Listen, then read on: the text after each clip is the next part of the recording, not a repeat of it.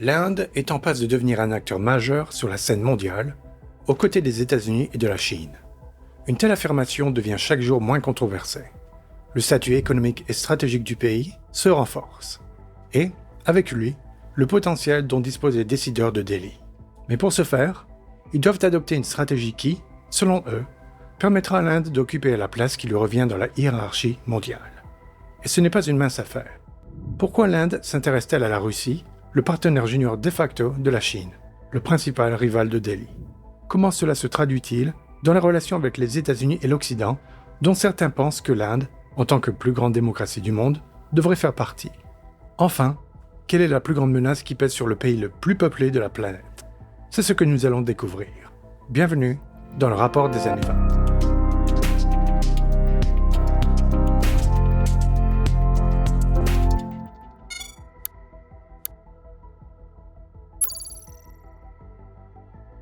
Tout porte à croire que la croissance de l'Inde sera largement responsable de la croissance mondiale au cours des prochaines décennies.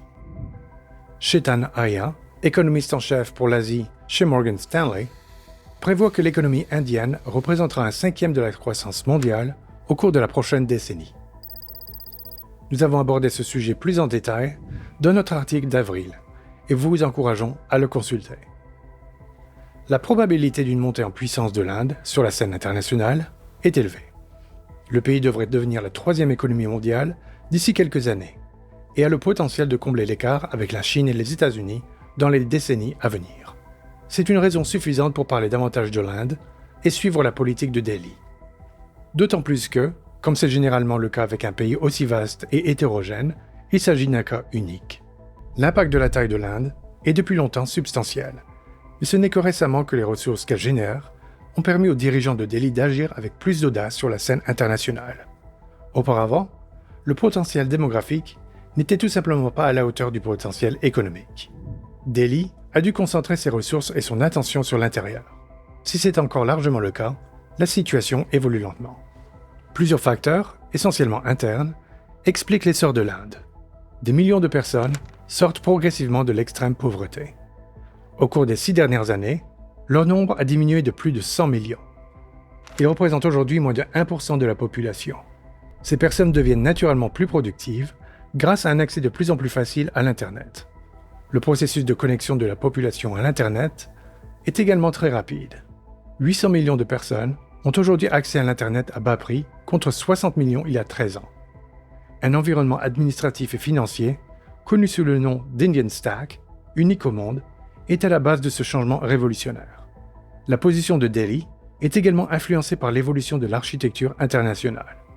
La montée en puissance de la Chine et l'affirmation de Pékin dans la région Indo-Pacifique incitent naturellement les Américains à chercher de l'aide pour réprimer les tentatives chinoises. L'Inde est un partenaire naturel pour cela. Un grand pays stratégiquement situé, doté de capacités croissantes et qui, soit dit en passant, partage les préoccupations de Washington à l'égard de la Chine. Cette convergence d'intérêts a abouti à la formation en 2008 du pacte de dialogue quadrilatéral sur la sécurité, ou Quad en abrégé, qui inclut le Japon et l'Australie, en plus des États-Unis et de l'Inde. Mais si quelqu'un pensait que le partenariat entre l'Inde et les États-Unis serait similaire à ce conclu avec l'Australie et le Japon, il aurait été grandement déçu. L'Inde n'est pas avec les États-Unis, mais elle n'est pas non plus contre eux. L'opposition à la Chine est un aspect important de la politique étrangère de Delhi, mais elle ne la définit pas entièrement. Dans d'autres circonstances, l'Inde peut se trouver dans un panier avec la Chine, tandis que les États-Unis sont dans l'autre. Les dirigeants indiens sont inévitablement conscients du potentiel du pays, et cette prise de conscience, associée à l'expression d'un nationalisme intérieur croissant, conduit Delhi à plaider en faveur d'un ordre mondial multipolaire, par opposition à un ordre unipolaire dans lequel les États-Unis sont le seul hégémon. Un avenir multipolaire est promu par la Russie, la Turquie et en particulier la République populaire de Chine. Delhi tente donc de concilier la nécessité de maintenir de bonnes relations avec les Américains avec une tentative de saper la prééminence de Washington de manière à ne pas éliminer complètement les Américains. Néanmoins, pour les Indiens, saper l'ordre américain n'est pas une fin en soi, mais le résultat d'une tentative de construire leur propre agence pour créer un centre de pouvoir séparé et indépendant sur le sous-continent indien. En conséquence, La stratégie de non-alignement ou de multi-alignement de l'Inde se traduit par la présence à la fois dans les structures occidentales, telles que le Quad, et dans celles qui pourraient être considérées comme anti-occidentales, telles que le groupe des BRICS ou l'Organisation de coopération de Shanghai. Les politiciens de Washington, habitués à agir en position de force, peuvent trouver cela irritant. Mais l'équilibre des avantages et des dépendances de part et d'autre oblige à la retenue. Sur le plan économique, l'Inde est fortement dépendante des États-Unis. L'Amérique est le premier partenaire commercial de l'Inde et de loin son premier marché d'exportation, représentant près de 18% de ses exportations, principalement en raison de son vaste secteur de services. Les États-Unis sont également l'un des principaux investisseurs dans le pays. Cependant, cette dépendance économique fonctionne dans les deux sens. De nombreuses entreprises américaines dépendent d'une main-d'œuvre spécialisée et bon marché en Inde. De plus, en construisant une coalition pour contenir la Chine dans la région Indo-Pacifique, Washington ne peut pas se permettre de perdre l'Inde. D'un autre côté, il n'est certainement pas dans l'intérêt de Delhi de voir sa volonté imposée, par exemple, par la marine chinoise qui domine l'océan Indien. La boucle est bouclée. Les deux centres ont besoin l'un de l'autre. Cela donne à l'Inde une marge de manœuvre pour laquelle Washington ne punira pas Delhi par des sanctions, comme c'est le cas par exemple avec la Turquie. Dans cette optique, les Indiens, sous l'impulsion du Premier ministre Narendra Modi, songent à nouveau à améliorer leur propre statut dans le monde et à construire leur indépendance. Le moment est venu de souhaiter la bienvenue à la Russie dans cet épisode. En effet, Moscou était, et certains diront qu'elle est toujours, le partenaire idéal de Delhi dans cette lutte. Les Russes ont été une grande source de matériel militaire bon marché et, en théorie, pas mauvais. L'Institut international de recherche sur la paix de Stockholm a calculé qu'entre 2012 et 2017, 69% des importations d'armes de l'Inde provenaient de la Fédération de Russie. Cette relation remonte à plusieurs décennies, lorsque l'Inde était un allié silencieux de l'URSS pendant la guerre froide. En outre, les deux sociétés, indienne et russe, partagent essentiellement le récit d'un Occident exploiteur. Moscou et Delhi, d'une manière ou d'une autre, parlent de rejeter l'ordre néocolonial. Toutefois, il convient de noter que ce discours est une tentative instrumentale de tromper la société indienne. Si Delhi, compte tenu de son histoire avec les Britanniques, a des raisons légitimes d'adopter une telle interprétation, Moscou a été et est toujours un empire oppressif vis-à-vis des nations qu'il a conquises au cours des 100 dernières années. Dans le contexte de la guerre en cours, c'est Moscou qui est la nouvelle Londres et Kiev la nouvelle Delhi. Par conséquent, lorsque la guerre russo-ukrainienne a éclaté, le prisme à travers lequel les Indiens l'ont perçu était défini par des expériences historiques négatives avec l'Occident et un désir d'utiliser la situation à leur propre avantage. Bien sûr, nous ne parlons pas de la société dans son ensemble, mais les sentiments pro-russes étaient et sont toujours répandus en Inde. Une majorité d'Indiens interrogés dans le cadre d'un sondage réalisé en juillet ont refusé de qualifier l'invasion russe de l'Ukraine de mauvaise. Un sondage réalisé en septembre 2022 auprès de plus de 1000 adultes indiens a révélé que les Indiens attribuent l'invasion russe de l'Ukraine autant à l'Occident qu'à la Russie, et que la plupart d'entre eux ne croient pas qu'une victoire russe rendrait le monde plus dangereux. C'est le constat fait par Samer Lalwani et Happymon Jacob pour Foreign Affairs. Le Kremlin étant économiquement isolé et cherchant désespérément des marchés pour vendre son pétrole, l'Inde n'y a pas réfléchi à deux fois et a commencé à l'importer de Russie et avec d'énormes rabais, ce qui, bien sûr, n'a pas plu aux Européens et aux Américains qui ont critiqué les Indiens. Mais ils avaient les mains quelque peu liées pour les raisons déjà évoquées. Le diplomate indien Amitabh Kant a vivement réagi aux critiques occidentales sur le comportement de l'Inde. S'adressant aux journalistes, il a déclaré « L'Europe ne peut pas apporter le développement, la lutte contre la pauvreté et l'exclusion sociale. L'Europe ne peut pas paralyser le développement, la lutte contre la pauvreté, la dette mondiale, en d'autres termes, toutes les questions de développement dans le monde. Cette guerre peut-elle paralyser le monde entier ? Le responsable indien a exhorté la communauté mondiale à aller de l'avant et l'Europe à trouver des solutions à ces défis. Ces remarques inhabituellement fortes font suite à des commentaires similaires du ministre indien des Affaires étrangères, Subramanian Jaishankar, qui a déclaré que l'Europe devait se débarrasser de l'illusion que ses problèmes sont les problèmes du monde entier, et que les questions qui tourmentent la communauté internationale n'intéressent pas les Européens. Si le discours des hauts fonctionnaires indiens est logique, son destinataire se trompe commodément. Ce n'est pas l'Europe, mais la Fédération de Russie qui a les moyens et la capacité de mettre fin à la question de la guerre pour le monde entier. Toutefois, il est plus facile pour l'Inde de décrire ce problème comme un problème que l'Europe projette sur le monde. Si ce message a été accueilli avec le sourire par Sergei Lavrov, qui était présent à la réunion, de telles déclarations ne sont pas nécessairement indicatives de l'avenir des relations entre la Russie et l'Inde. Plus qu'un soutien à la Russie, ces propos pourraient être interprétés comme l'expression de l'ambition de l'Inde d'être le leader de ce qu'on appelle le Global South, c'est-à-dire la majorité des pays d'Amérique du Sud, d'Afrique ou d'Asie de l'Est, qui partagent souvent les problèmes causés par l'augmentation des prix des denrées alimentaires ou de l'énergie. Delhi veut être le principal défenseur de ce groupe, et une alternative à l'approche instrumentale de la Chine, ce qui, en fin de compte, garantirait également à l'Inde un siège au Conseil de sécurité de l'ONU. Dans ce contexte, la déclaration de Kant prend tout son sens. Le problème des relations russo-indiennes est qu'il y a de moins en moins de points de convergence entre les deux continents. Le principal ciment entre les deux est autrefois la question des armements. Mais si la Russie reste le principal fournisseur d'armes de l'Inde, la part des armes russes dans l'arsenal indien a diminué de moitié au cours de la dernière décennie. Dans le cadre du projet Atmanirbhar Bharat, les Indiens veulent construire leur propre industrie d'armement. Et les grands perdants de ce processus sont les Russes. En outre, la guerre a révélé de nombreuses vérités sur les équipements russes, dont les Indiens disposent en masse dans leurs arsenaux. La guerre a également bloqué les capacités d'exportation de Moscou, un processus que Delhi observe avec inquiétude. En mars, l'armée de l'air indienne a déclaré que la Russie ne pouvait pas respecter ses engagements et que la grande livraison attendue cette année n'aurait pas lieu, ce qui l'a obligé à réduire ses dépenses de modernisation d'un tiers par rapport à l'année dernière. À court terme, il sera difficile pour l'Inde de devenir indépendante de la Russie, mais ce processus est déjà en cours. La mise en service du premier porte-avions indien, l'INS Vikrant, est un symbole de la construction d'une industrie de défense autosuffisante. L'Inde hésite, mais désapprouve les actions de la Russie. En août, l'Inde a voté contre la Russie pour la première fois à l'ONU sur la question de l'Ukraine.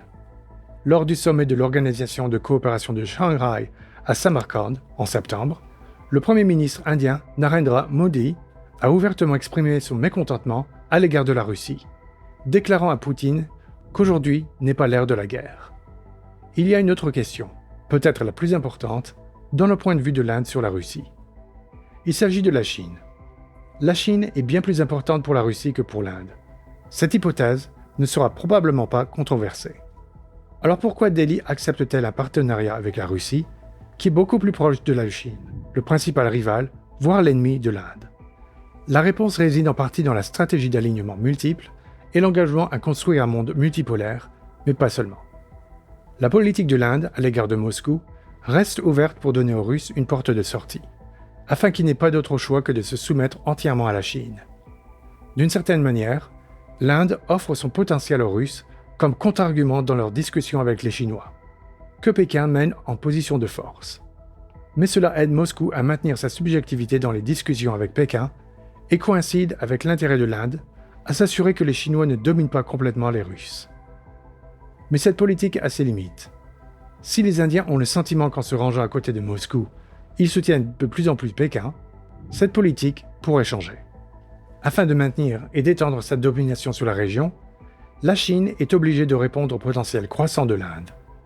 Elle y parvient notamment en développant des liens économiques et militaires étroits avec des pays situés dans le voisinage immédiat de l'Inde, tels que le Sri Lanka, le Pakistan et même le Népal. Deuxièmement, la Chine tente constamment d'impliquer l'Inde en entretenant le conflit qui couvre dans l'Himalaya et qui s'intensifie de temps à autre. Les Indiens sont donc contraints de sacrifier de nombreuses ressources, dont ils disposent moins que les Chinois, pour répondre aux provocations de Pékin. Ceci est d'autant plus gênant que la frontière avec l'autre rival de l'Inde, le Pakistan, est juste à côté. Par conséquent, les ressources qui pourraient être utilisées par exemple pour renforcer la marine et accroître la présence de l'Inde dans l'océan Indien doivent être détournées vers la lutte infructueuse dans l'Himalaya. Mais même ainsi, il est juste de dire que ce n'est pas que la Chine qui représente la plus grande menace pour l'Inde, c'est l'Inde elle-même. Comme indiqué précédemment, l'Inde dispose d'un certain nombre d'atouts qui plaident en faveur de la croissance de l'État. Alors que lorsqu'on analyse les causes externes potentielles qui pourraient faire dérailler le train de la prospérité indienne, la chose la plus facile à mentionner est une guerre hypothétique dans l'Indo-Pacifique ou une escalade du conflit dans l'Himalaya. Toutefois, la source d'inquiétude se trouve plus probablement dans l'arrière-cour de l'Inde. L'Inde est fière de son statut de plus grande démocratie du monde. Cependant, la santé de cette démocratie est pour le moins controversée. Depuis l'arrivée au pouvoir du Premier ministre indien Narendra Modi et de son Parti du peuple indien en 2014, l'Inde a connu une nette évolution vers le nationalisme hindou.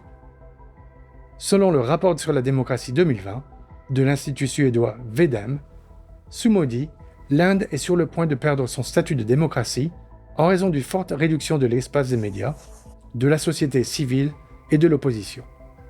En 2021, l'Inde est passée du statut de démocratie électorale à celui d'autocratie électorale. Il convient de noter que ces tendances sont particulièrement inquiétantes pour le pays le plus peuplé et peut-être le plus diversifié du monde. Pas moins de 250 millions de personnes en Inde n'appartiennent pas au groupe religieux au pouvoir, le camp hindou. Près de 200 millions d'entre eux sont musulmans et constituent la principale cible des attaques des radicaux hindous. Le BJP, le parti de Modi, est arrivé au pouvoir principalement sur les slogans de l'Hindoufta, une idéologie politique nationaliste qui proclame la supériorité culturelle de l'hindouisme sur les autres idéologies de l'Inde. Ce mouvement est parfois qualifié de fasciste. Ces politiques ont conduit à la montée du nationalisme hindou qui compromet la stabilité interne du pays. En août 2019, le gouvernement Modi a révoqué l'autonomie constitutionnelle de l'État contesté du Jammu et Cachemire afin de renforcer son contrôle sur la région. Il a également accordé la citoyenneté à des Indiens en situation irrégulière et à d'autres immigrants originaires de l'Afghanistan, du Bangladesh et du Pakistan, pays à majorité musulmane, tout en tentant d'exclure les musulmans du registre national des citoyens. Selon certains commentateurs, les musulmans de l'Inde se trouvent dans une situation similaire à celle des Ouïghours islamiques de la région chinoise du Xinjiang. S'appuyer sur l'Hindoufta s'est avéré efficace pendant la compétition électorale. Mais après la victoire du BJP, le parti de Modi est devenu victime de sa propre politique. En effet, dans des manifestations extrêmes, les radicaux hindous exigent l'élimination de la minorité islamique et l'établissement d'un Hindu Rashtra, un État hindou. La déclaration de Numur Sharma, porte-parole du BJP, et les réactions qu'elle a suscitées sont un exemple de cette anxiété interne. Fin mai 2022, Sharma a fait des remarques désobligeantes sur le prophète Mahomet lors d'une interview télévisée. Un autre responsable du BJP, Navin Jindal, a rapidement amplifié ses commentaires sur Twitter. Ils ont mis en colère de nombreux musulmans indiens et ont donné lieu à des manifestations, voire à des émeutes. Modi a dû limiter les dégâts et Mme Sharma a été démise de ses fonctions. En outre, la Cour suprême de l'Inde a émis un blâme, déclarant que la langue déliée de Mme Sharma avait mis le feu au pays tout entier. Cette réponse sévère était nécessaire non seulement en raison de l'agitation intérieure, mais aussi de l'indignation des principaux partenaires de Delhi dans le Golfe, qui ont émis des protestations officielles à la suite des remarques de Mme Sharma. Il convient de rappeler que les pays du Moyen-Orient, tels que les Émirats arabes unis, l'Arabie saoudite, l'Irak et le Qatar, sont absolument vitaux pour l'Inde, puisqu'ils représentent la grande majorité de ses approvisionnements en pétrole et en gaz. D'autre part, aux yeux des idéologues et radicaux indiens, un tel traitement de Sharma est un signe de faiblesse de la part du gouvernement central. En d'autres termes, placer un groupe culturel ou ethnique au-dessus d'un autre conduit toujours à l'extrémisme et aux troubles internes qui en découlent. Une telle approche devrait être la moins souhaitable pour un pays culturellement et ethniquement riche comme l'Inde. Il ne fait aucun doute que l'Inde dispose d'un certain nombre d'atouts qui laissent présager un avenir très intéressant pour le pays. Ce sera le cas si le pays ne tombe pas d'abord dans des divisions internes selon des lignes ethniques et culturelles. Le nationalisme peut, à court terme, apparaître comme un bon outil pour gagner en puissance et jouer un rôle plus affirmé dans le monde. Mais à long terme, il se profile comme la menace la plus importante pour l'Inde elle-même.